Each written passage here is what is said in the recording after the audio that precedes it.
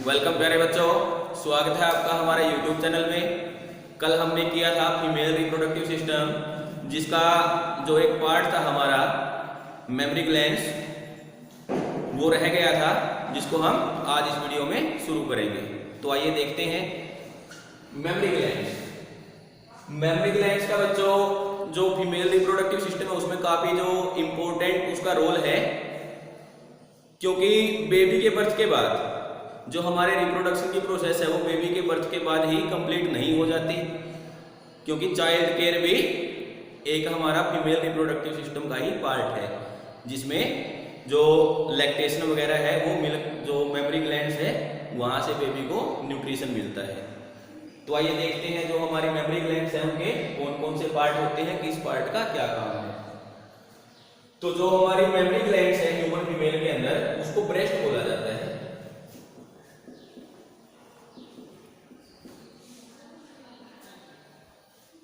ठीक है, और इसके अंदर जो ब्रेस्ट है हमारी वो बहुत सारे glandular tissue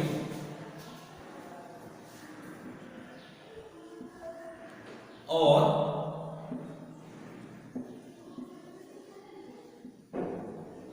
variable amount of fats, बहुत सारे ग्लैंडुलर टिश्यू और बहुत सारी फैट्स की जो अमाउंट है उनसे बना होता है। तो यहाँ पे खूब सारे हमें फैट दिखाए गए हैं, ठीक है, और इसके अंदर almost 250 to 300 memory lobes present होते हैं। 250 to 300 मेमोरी लोब्स प्रेजेंट होते हैं। हर एक मेमोरी लोब से, जो यहाँ पे दिखाई दिया गया है, हर एक मेमोरी लोब से 2 और 3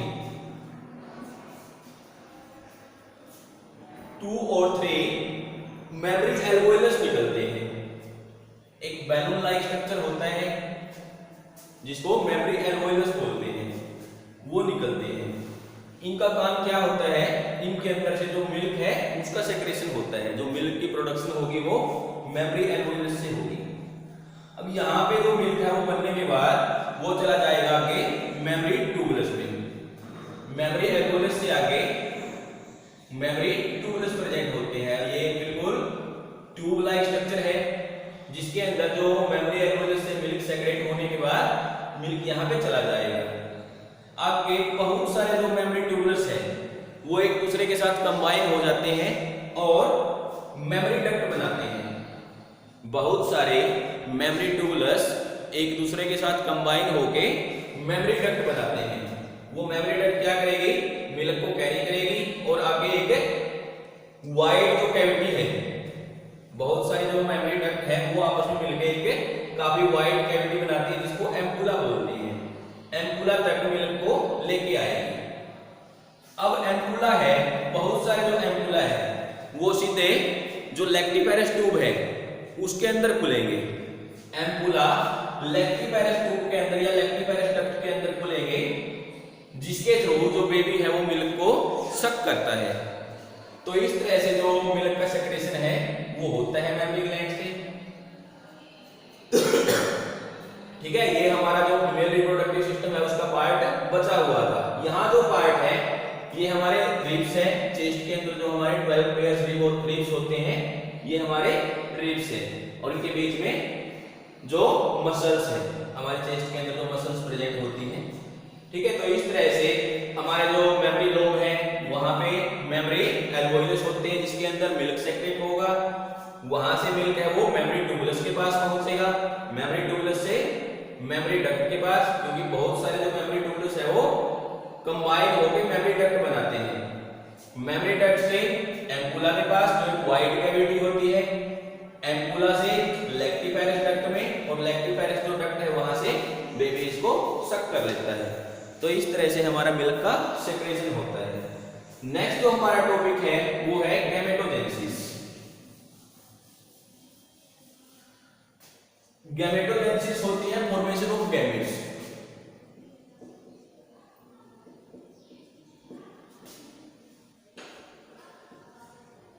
ठीक है, इसमें मेल और फीमेल दोनों ही गैमेट्स आ जाते हैं।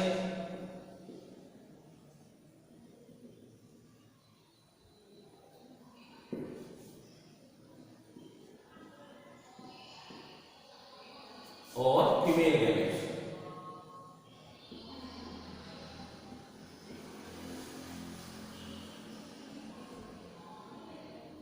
ठीक है, तो आज की वीडियो में हम करेंगे मेल गैमेट्स। जो हमारा मेल गैमेट्स है वो होता है स्पर्म, या फिर जिसको स्पर्मेटोजोआ भी बोलते हैं।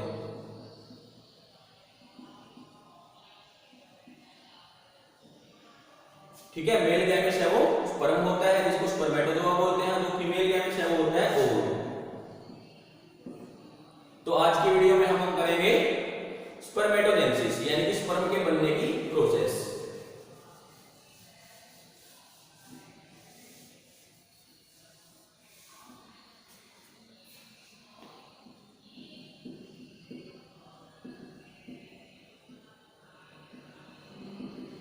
स्पर्मेटोजेनेसिस तो हमें पता है, जब हमने मेल रिप्रोडक्टिव सिस्टम किया था उसमें हमने जो हमारी सेमिनिफेरस ट्यूब थी उसको भी अच्छे से स्टडी किया था, जिसमें हमें दो तरह की जो सेल्स थी वो देखने को मिलती थी। तो आइए एक बार उसको देख लेते हैं। ये हमारी सेमिनिफेरस ट्यूब है, इसके अंदर हमें दो तरह की सेल देखने को मिलती है। कुछ इसके अंदर होंगे हमारे मेल जर्म सेल,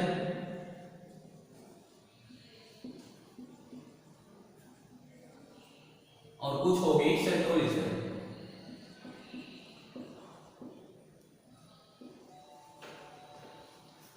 तो जो मेल जर्म सेल है उनको हम स्पर्मेटोगोनिया भी बोलते हैं।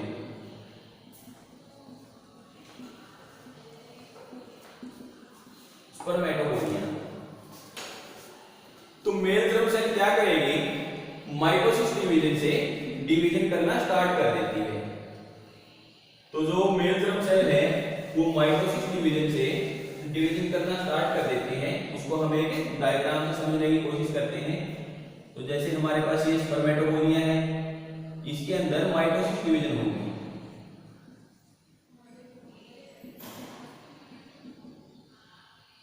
माइटोसिस डिवीजन का हमें पता है कि इसमें दो डॉटर सेल बनती है और जो क्रोमोसोम का नंबर है वो सेम रहता है।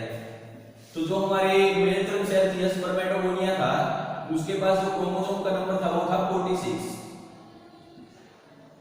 तो यहाँ पे जो हमारी सेल बनेगी, 2 सेल्स बनेगी माइटोसिस के बाद, उनमें भी जो क्रोमोसोम का नंबर है वो 46 रहेगा। उसके बाद इनमें डिफरेंशिएशन होगी। डिफरेंशिएशन का मतलब अपने नंबर को इंक्रीज करना, ये अपने नंबर को इंक्रीज करेगी। तो यहां पे जो सेल का नंबर है वो 46 रहेगा। यहां पे स्टेप को हम लिख सकते हैं differentiation.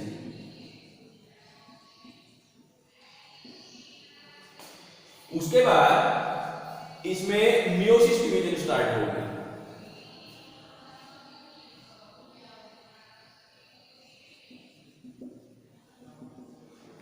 Meiosis division, meiosis first. Meiosis जो डिवीजन है वो 2 स्टेज में कंप्लीट होती है, मियोसिस फर्स्ट और मियोसिस सेकंड।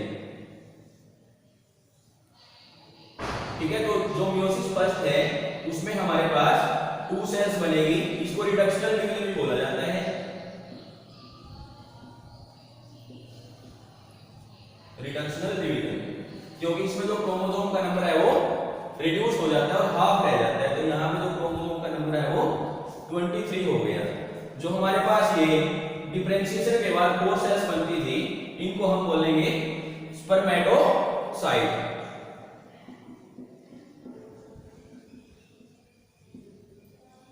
Primary spermatocyte. उसके बाद जो हमारा मियोसिस फर्स्ट के बाद 23 क्रोमोसोम वाली सेल्स बनेगी, वहीं से भी स्टार्ट होगा हमारा मियोसिस सेकंड।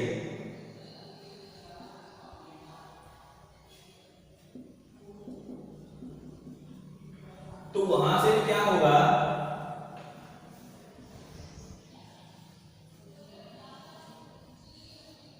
क्रोमोसोम का नंबर सेम रहेगा, बिकॉज जो मियोसिस सेकंड प्रोसेस है वो एज इट इज माइटोसिस है, क्रोमोसोम का नंबर सेम रहेगा।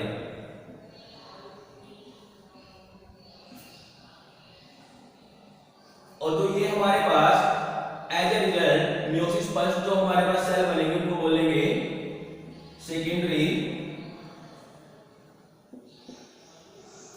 स्पर्मेटोसाइट्स। मियोसिस सेकंड के बाद जो सेल बनेगी हमारे पास उनको बोलेंगे स्पर्मेटाइड। स्पर्मेटाइड जो स्पर्मेटाइड है वो ट्रांसफॉर्म होके वो कन्वर्ट हो जाएगा स्पर्म में।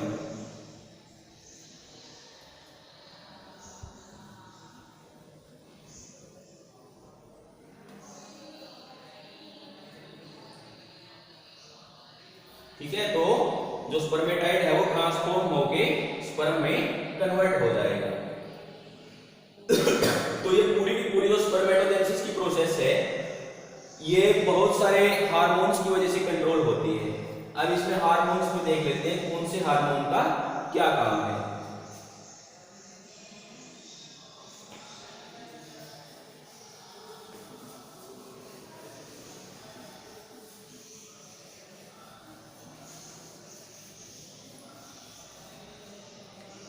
तो जब किसी भी मेल इंडिविजुअल के अंदर प्यूबर्टी आती है,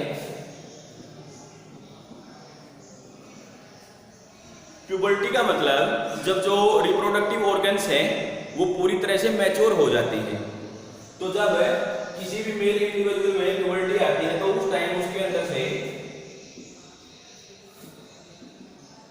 गोनेडोट्रोपिन रिलीजिंग हार्मोन सेक्रेट होता है जो कि हाइपोथैलेमस ग्लैंड से रिलीज होता है।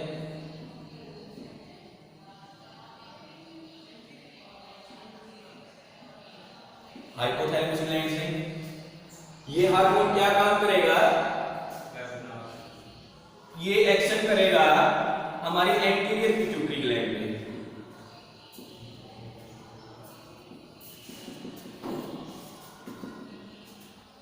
एंटीरियर पिट्यूटरी ग्लैंड में ये एक्शन करेगा और वहां से सेक्रेट करवाता है LH एंड FSH,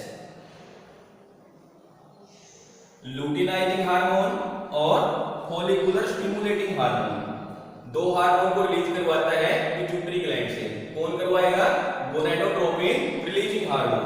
तो यहां पर जो लुटिनाइजिंग हार्मोन है वो हमारा स्टिमुलेट करता है जो हमारे सेमिपेरस ट्यूब है उसके अंदर जो लीडिंग सेल है, ये एक्शन करेगा हमारा लीडिंग सेल में।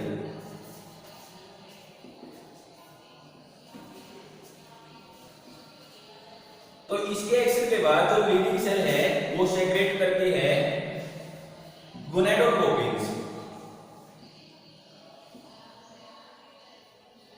या फिर गोनाड्स भी बोलते हैं।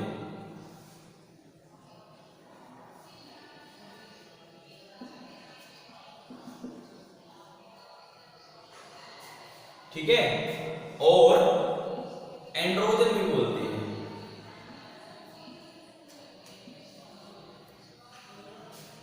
मेल रिप्रोडक्टिव सिस्टम की वीडियो में हमने देखा था जो लीडिंग सेल है वहां से एंड्रोजन सेक्रेट होता है। तो कौन करवाता है? लुटेनाइजिंग हार्मोन। ये लीडिंग सेल को स्टिमुलेट करेगा और एंड्रोजन को सेक्रेट करवाता है। जो एंड्रोजन हार्मोन है वो क्या करता है, जो स्पर्मेटोजेनेसिस की प्रोसेस है उसको एक्टिवेट कर देता है।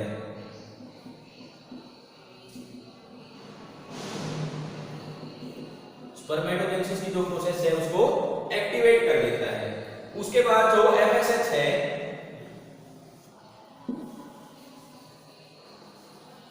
सर, ये जो लुटेनाइजिंग हार्मोन और follicular stimulating hormone male female दोनों में होते हैं जी।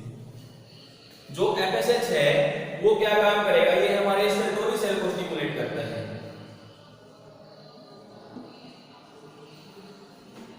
और इसके रिस्पॉन्स में जो सर्टोरी सेल है वो बहुत सारे फैक्टर्स रिलीज करती है जो हमारे जो स्पर्मेटोजेनेसिस की प्रोसेस है उसके लिए इंपॉर्टेंट होते हैं, जरूरी होते हैं।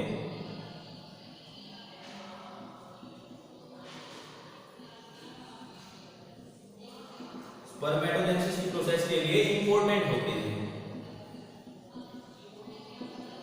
तो इस तरह से जो हमारे स्पर्मेटोजेनेसिस की प्रोसेस है वो इन हार्मोन्स की हेल्प से कंप्लीट होती है।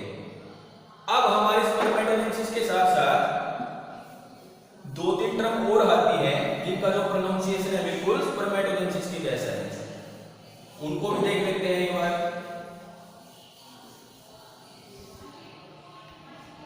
जैसे हमने देखा था कि जो हमारे सेमिनिफेरस ट्यूब है उसमें दो तरह की सेल होती हैं,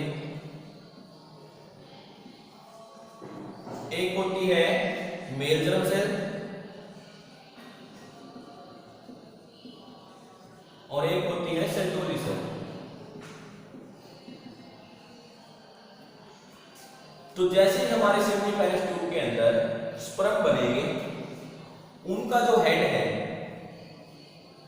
वो सेंट्रोली सेल के साथ अटैचमेंट में रहता है, इंपेंडेड रहता है उस टाइम के लिए, क्योंकि जो स्पर्म है उनको न्यूट्रिशन है वो सेंट्रोली सेल से मिलता है। इनके पास बहुत सारे अमाउंट में फ्रक्टोज, कैल्शियम और एंजाइम्स प्रेजेंट रहते हैं। तो कुछ टाइम तक जो स्पर्म है वो सेंट्रोली सेल के साथ अटैचमेंट में रहेंगे। इस प्रोसेस को बोलते हैं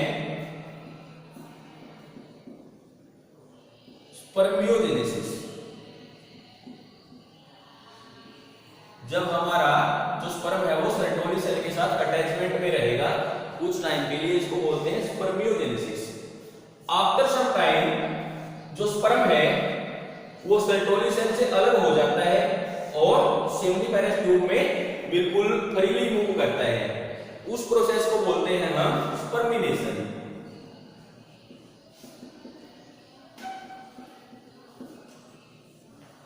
स्पर्मिनेशन, ठीक है। तो ये दो डेफिनेशन थी जो बिल्कुल स्पर्मेटोजेनेसिस की तरह हमारे प्रोनाउंसिएशन थी, तो इनको ध्यान में रखना है। स्पर्म के बनने की प्रोसेस स्पर्मेटोजेनेसिस, स्पर्म जब है सेंट्रोली सेल के साथ एम्बेडेड रहेगा स्पर्मियोजेनेसिस, और जब वो सेमिनिफेरस ट्यूब में मूव करेगा या सेमिनिफेरस ट्यूब से बाहर आ जाएगा उसको बोलते हैं स्पर्मिनेशन, ठीक है। तो इस तरह से जो हमारे मेल गैमेट्स है वो प्रोड्यूस होते हैं। सबसे पहले माइटोसिस डिवीजन होगी, डिफरेंशिएशन होगा, प्राइमरी स्पर्मेटोसाइट्स बनेंगे, उसमें मियोसिस डिवीजन होगी, डिफरेंशिएशन होगा, सेकेंडरी स्पर्मेटोसाइट्स बनेंगे, क्रोमोसोम का नंबर रिड्यूस होके हाफ रह जाएगा। उसके बाद मियोसिस सेकंड होगी, 4 डॉटर सेल बनेगी, क्रोमोसोम का नंबर 23, उनको बोलेंगे स्पर्मेटाइड, और वो ट्रांसफॉर्म होके क्या बनाएंगे, स्पर्म बनाएंगे, ये स्पर्मेटोजोआ बनाएंगे।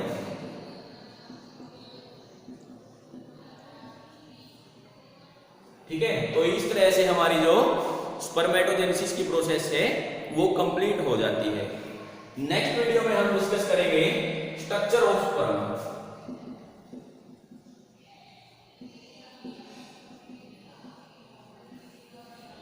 ठीक है।